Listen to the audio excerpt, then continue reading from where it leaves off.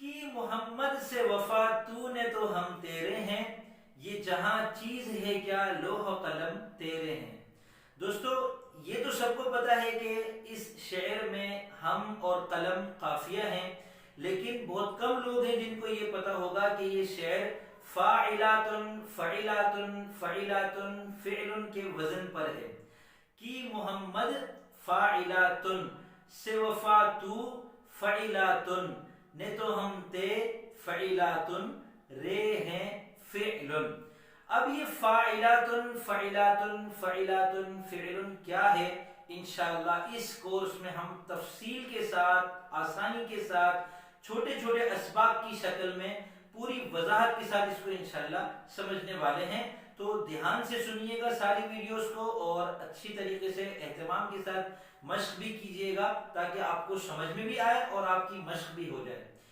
إنا جعلناه قرآنا عربيا لعلكم تعقلون۔ بسم اللہ الرحمن الرحیم۔ السلام علیکم ورحمۃ اللہ وبرکاتہ۔ میں محمد اسامہ سرسری۔ شاعری کا جو وزن ہے اس کو سمجھنے کے لیے ایک اصولی بات تو یہ سمجھیں کہ اردو شعر کے اندر جو دو لائنیں ہوتی ہیں ان کو مصرع کہتے ہیں، اور ہر مصرے میں جو حروف ہیں ان کی تعداد بھی برابر ہوتی ہے، جو متحرک ہیں ان کی تعداد بھی برابر ہوتی ہے، اور جو ساکن ہیں ان کی تعداد بھی برابر ہوتی ہے۔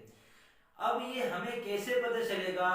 کیا کوئی شاعر جو ہوتا ہے وہ شاعری کرتے وقت ان کو گنتا ہے؟ تو ایسا نہیں ہے۔ بہت آسان طریقے سے ہم اس کو سمجھتے ہیں کہ دیکھیے سب سے پہلے تو ہم کو سمجھنا ہے کہ حرف کس کو کہتے ہیں، اس کے بعد ہم کو سمجھنا ہے متحرک اور ساکن کس کو کہتے ہیں، پھر اس کے بعد ہم آگے کی ساری چیزوں کو ایک ایک کر کے کور کرتے جائیں گے، سمجھتے جائیں گے۔ تو اس پہلے سبق میں آپ یہ سمجھیں کہ حرف کس کو کہتے ہیں۔ اسامہ ایک لفظ ہے، ٹھیک ہے، اس میں 5 حروف ہیں، الف سین الف میم اور ہا۔ اسی طرح سرسری بھی 5 حروف سے مل کر بنا ہے، سین را سین را یا۔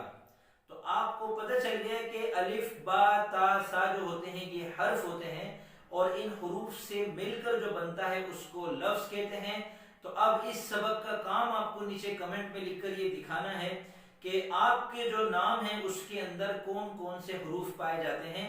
آپ فوراً یہ کام کریں، انشاءاللہ آپ کا ایک ایک سبق چیک کیا جائے گا۔